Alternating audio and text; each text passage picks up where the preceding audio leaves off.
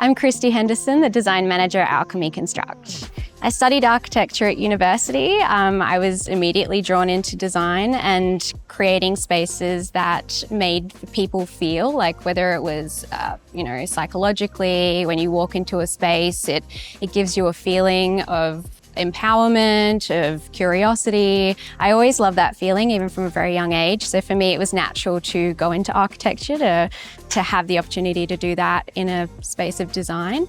And my journey to date was, after many years in the architectural industry, I decided to move to construction because I love the practical nature of bringing design to life and having that same impact on the users or the consumers or the people entering the spaces. But from the construction side of things, it's nice to be on the forefront of managing the process so that the outcome is exactly how the architects and client intended.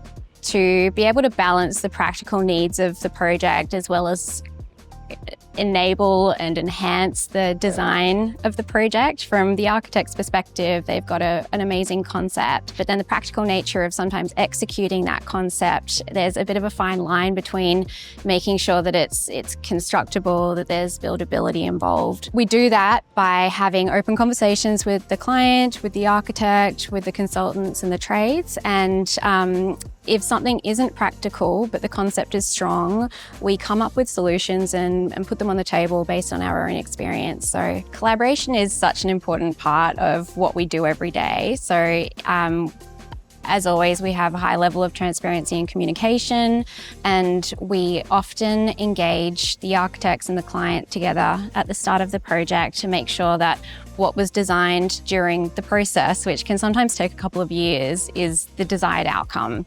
From the client's perspective, operational policies change all the time in healthcare.